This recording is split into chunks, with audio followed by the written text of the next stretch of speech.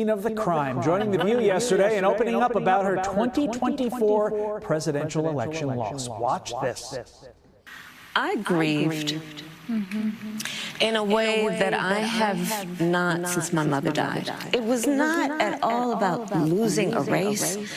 I knew what it was going to mean for the country. There are many factors, I think, that played into the outcome of that election. But I think probably one of the biggest in my mind is we just didn't have enough time. We didn't have enough time. Independent journalist Evita Duffy Alfonso joins me now. Evita, whether it's one more day, like my esteemed co-anchor Carly Shimkus said, or another 107 days, would more time have won Kamala Harris the presidential election? Well, the answer is no. And the thing about this interview she did is there's never an acknowledgement of the fact that she never should have been in that position in the first place. Do you guys remember how astroturfed her entire campaign was? Brat Girl Summer. She's paying millions for these collabs with Beyonce and Oprah Winfrey. She's going on the Call Her Daddy Sex podcast. And then when she has an opportunity to do a real sit-down interview with Joe Rogan, she says no. She says no because she was fake and she was phony, and so was her nomination. She never should have been in that position because there should have been a real primary, and the Democratic voters should have been able to choose who they actually wanted to represent them. It was horrendous, and I'll say this also. There's a lot of new polling coming out about Gen Z. If you look at Pew Research between 2023 and 2025, they're saying Gen Z males swung 44 points to the right. Gen Z women, it's 14 points. I don't think that is unrelated to what the Democrats did with Kamala Harris. She was astroturfed, she was phony, and young people are interested in populism and people who are actually representing them and the people running the party. And that's what MAGA is, and it's the complete opposite of the Democratic Party. Kamala Harris was the greatest example of that. I think you're right about that. I also want to talk about this part of the interview. She also said she didn't realize that her answer that she gave on The View in October, that she wouldn't have done anything different from Joe Biden. She said, in her words, she did not realize that was such a hand grenade. Evita, what does that say about her self-awareness, that she did not realize that was a mistake when literally every American, left and right, realized it was a mistake? Oh, of course it was a mistake. And this is the crazy thing. And even during this interview, she kept trying to straddle between, I support Joe Biden, he could have still been the president, but also he's not fit to run. Well, if he's not fit to run, Kamala, he's not fit to be the president of the United States. If you are going to be his vice president and you're going to stand by his policies, then you're going to have to defend them as you're running to replace him. The whole thing, I think, really exemplified how she was not prepared for this role. Right. She's not smart enough, I think, to be in the position that she's in. Before we let you go, I want to get your thoughts on this. Google announcing it will reinstate YouTube channels that were permanently banned over content related to COVID-19. The company saying it was pressed by the Biden administration to remove content that did not violate YouTube's own policies. Evita, another right-wing conspiracy that turned out to be 100% true. Final thoughts to you. Well, listen, I'll just say this. I was censored on YouTube as well. When I worked for The Federalist, their account was deboosted by YouTube, so none of my videos were going anywhere, and there was a reason for that. We had an insider at YouTube confirm this for us. A lot of conservatives were censored for just telling the truth in this platform, and so that we're seeing a change, and they're actually going to let some real creators with some alternate perspectives to share their ideas on YouTube. Makes my heart sing, because it was dystopian under Joe Biden. The President of the United States was booted off of all social media platforms. You had the director of CISA, which is an underling of DHS, say her job is to defend our cognitive infrastructure, meaning the minds of the American people. It was George Orwell, 1984, come to life, and I'm glad that finally we're seeing a difference. And the only reason this is happening is because of a Trump admin. Had we had a Kamala 2.0, a Biden 2.0 with Kamala, we would have continued to see the kind of censorship and dystopian attacks on the First Amendment. Evita Duffy Alfonso. Alfonso, thank you for getting up with us. We appreciate it. So Kamala Harris has this book out. I have to tell you, I downloaded it. So because I go, we're going to be talking about this for so long. Yeah. No, I'm going to read it too. But the thing that's so amazing, a lot of excerpts. She blames everybody. Like, I understand that sometimes you have weaknesses as a candidate, like, oh, I'm not great on the economy, McCain said. Oh, you know what, domestically, I don't really have that much experience internationally. I understand that. But Kamala Harris is even struggling explaining her own book. Right. So that to me is either you didn't write it, but she did, because it sounds like her. It's juicy. Right? And it's stuff that we didn't know. And she's almost shocked when we bring up the controversy, when it's brought up, the controversy. Well, she went back on The View, and that kind of was doomsday for her back in the campaign, back last October, when Sonny Hostin was asking her, what would you do differently than Joe Biden? And she said, not a thing comes to mind. So she talked about her book. She talked about her lost election on The View yesterday. Watch. There are many factors, I think, that played into the outcome of that election. But I think probably one of the biggest in my mind is we just didn't have enough time. We didn't have enough time. We didn't have enough time. You know what's wrong with that statement? As Rahm Emanuel pointed out, that she did have time. Joe Biden was down by 7 or 8. When she came in within a few weeks, she was up on Trump on 3.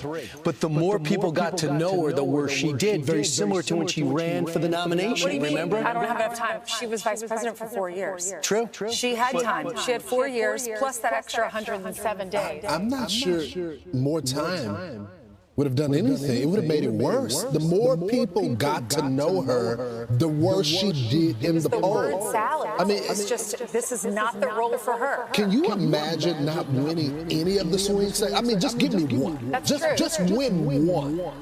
Yeah. But she talked about the decision on the vice president, too. She did. So we'll get to that in just a minute. But first, let's go back to that infamous moment when she was on The View and Sonny asked her that question. And we're going to play that first for you, and then we're going to play what she said yesterday about that moment.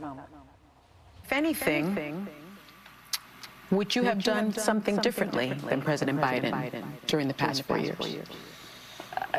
There is not a thing that comes to mind. That day in that interview, for me, really was symbolic of the issue, which is that I'm a loyal person. And I didn't fully appreciate how much people wanted to know there was a difference between me and President Biden. I thought it was obvious. And I didn't want to offer a difference in a way that would be received or suggested to be a criticism. And I realize now that I didn't fully appreciate how much of an issue it was. One thing that annoys me about her is the lack of accountability for herself. And then she takes so long to answer such a simple question. Such a simple question. I should have answered the question.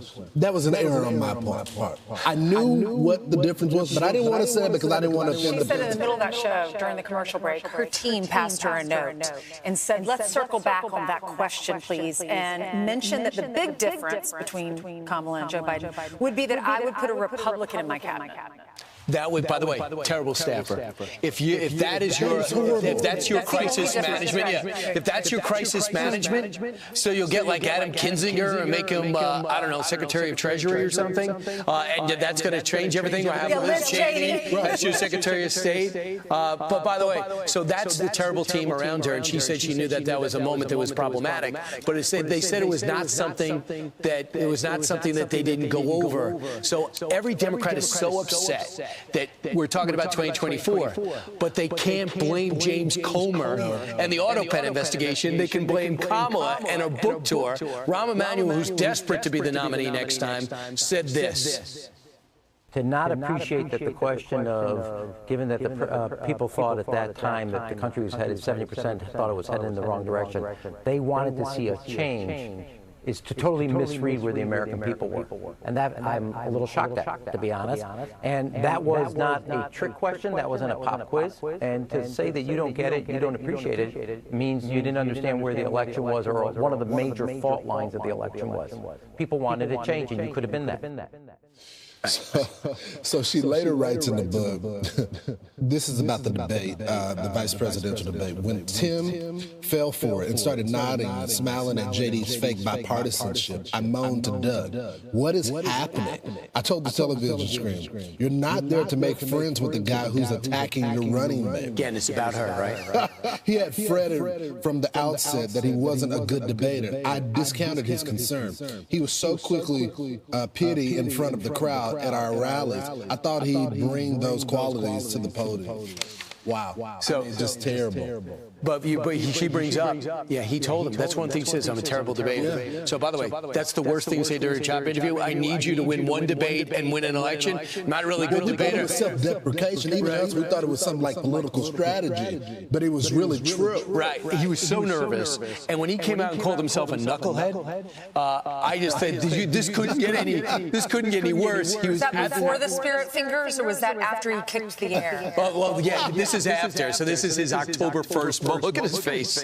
He's such an embarrassment. But that also is her decision. She made one of the first decisions you make as a running mate. Trump made two good ones. Really, two really good running mate pictures. That's her. She said on choosing Tim Walz, she said her senior staff strongly favored Tim, and that her godson, along with her sister and brother-in-law, also preferred Walz. She said, Doug and I went back and forth. We had known Josh longer and leaned that way. It was always going to have to be my decision. I told my staff and my family I didn't want any more input, and I went to do something practical. So I made a tasty rub and seasoned a pork roast, and by the time I went to bed, I had decided on Walz. Here's the thing. Look, she had a big job in California. She went on to become a senator. I'm sure she's very smart. She went to law school, all of that.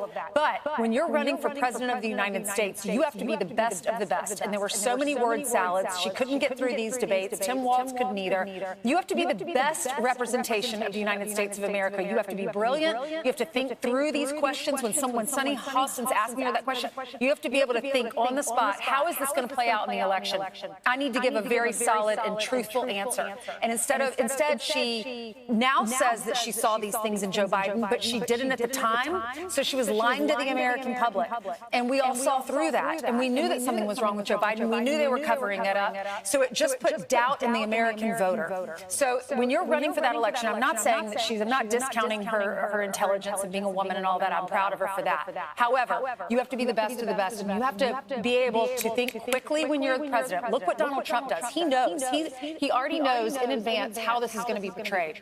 So I wish her all the best, but she blames everybody. I mean, she blames Tim Walz for his performance on the debate stage. Like you said, she chose him. She blames Joe Biden for not giving her enough credit for his staffers. In the book, she blames the staffers for not building her up enough, not putting her on the center stage. She has the job. But she was the vice president. Exactly. I know no one believes me and agrees with me, and that's fine. I definitely think this is her book to run on. I agree. I do agree with you. Everyone tells me she's running. She has nothing else to do.